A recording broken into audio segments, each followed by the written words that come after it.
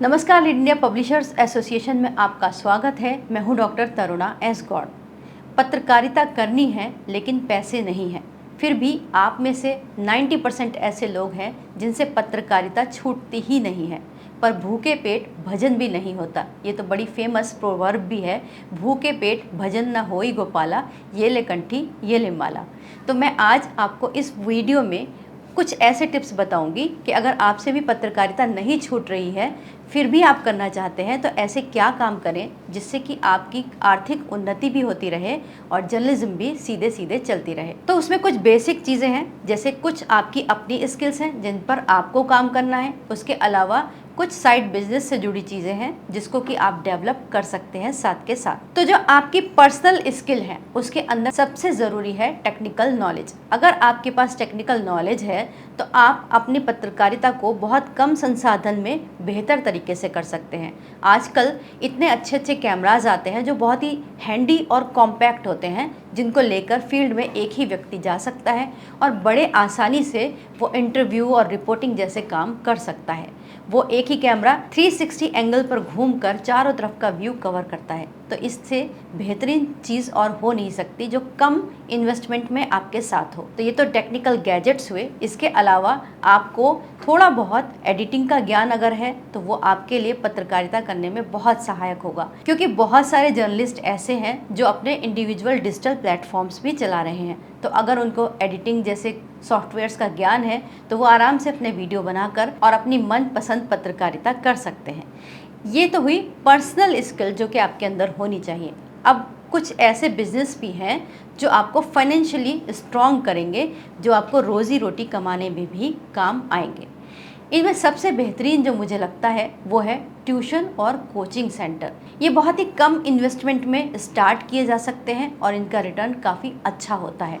इसके अलावा कुछ ऐसी चीज़ें भी हैं जिसमें, जैसे आप टेक्नोलॉजी में बहुत एक्सपर्ट हैं तो आप मनी ट्रांसफ़र के लिए कियोस्क सेंटर भी खोल सकते हैं। इसके अलावा आपने जो कुछ भी ऑनलाइन सीखा है उसको भी आप टीच करके कहीं ना कहीं अर्निंग कर सकते हैं। तो ये तो वो हुआ जो बिना इन्वेस्टमेंट या फिर बहुत ही मिनिमम इन्वेस्टमेंट के साथ आप डेवलप कर सकते हैं और इनकम जनरेट कर सकते हैं। लेकिन इससे काम नहीं चल सकता, थोड़ा उन्नति करना और ग्रो करना बहुत ज़रूरी है। तो मैं आपको 3 ऐसे बिजनेस बताऊंगी जो स्मॉल इंडस्ट्रीज़ में आते हैं, जिनके साथ आप बेहतर पत्रकारिता कर सकते हैं। इन बिजनेस को MSME लोन भी मिल सकता है। तो सबसे पहला है कंप्यूटर इंस्टीट्यूट।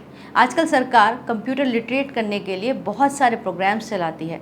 अगर आपका इंस्टीट्यूट MSME में रजिस्टर्ड है और एक प्रोफेशनल वे में काम कर रहा है, आपके पास कुछ एसेट भी हैं, जैसे 10-20 कंप्यूटर्स भी अगर आपके पास हैं, तो आप एक कंप्यूटर इंस्टीट्यूट खोलकर किसी ना किसी गवर्नमेंट ऑर्गेनाइजेशन से कोलैबोरेशन कर सकते हैं और वहाँ से आपको गवर्नमेंट एड मिल सकती है। या फिर कंप्यूटर इंस्टीट्यूट चलाने के लिए आप मुद्रा लोन के लिए भी आवेदन कर सकते हैं। दूसरा जो बिजनेस है वो है ऑनलाइन सर्विस सेंटर। आपने देखा होगा कि गांव और कस्बे के अंदर लोग टेक्निकली बहुत कम लिटरेट होते हैं। वो फ़ोन चलाना जानते हैं लेकिन मनी ट्रांसफ़र या फिर अपने बहुत सारे डॉक्यूमेंट्स हैं जो डिजिटल हैं उनको ऑनलाइन ट्रीट करना नहीं जानते। तो ऐसे में कियोस्क सेंटर या फिर ऑनलाइन सर्विस सेंटर होते हैं जो गवर्नमेंट की तरफ से होते हैं, उनकी आप फ्रेंचाइजी लेकर ऐसे सेंटर खोल सकते हैं जहां से आपकी इनकम का सोर्स प्रॉपरली डेवलप हो सकता है। तीसरा बिजनेस जो है वो मिनिमम 7 से 8 लाख के अंदर स्टार्ट किया जा सकता है और उसके लिए आप सरकार से एक पूरा प्रोजेक्ट बनाकर MSME के थ्रू लोन ले सकते हैं। ये है दोना या फिर चप्पल बनाने की एक मशीन होती है जिसकी कॉस्ट मात्र 5 से 8 लाख होती है और जिसको एक ही स्टाफ आसानी से हैंडल कर सकता है। तो अगर आप भी इस मशीन को लगाते हैं तो इससे आपका एक व्यवसाय डेवलप हो जाता है। इसके अलावा दूसरे कुटीर उद्योग भी हो सकते हैं, जैसे धूपबत्ती मेकिंग हो गया या फिर पापड़ मेकिंग हो गया।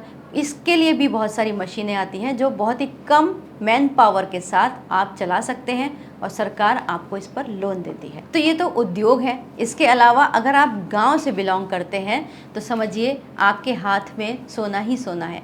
अगर थोड़ी बहुत ज़मीन भी आपके पास है तो आप ऑर्गेनिक एग्रीकल्चर के फील्ड में बहुत अच्छा काम कर सकते हैं।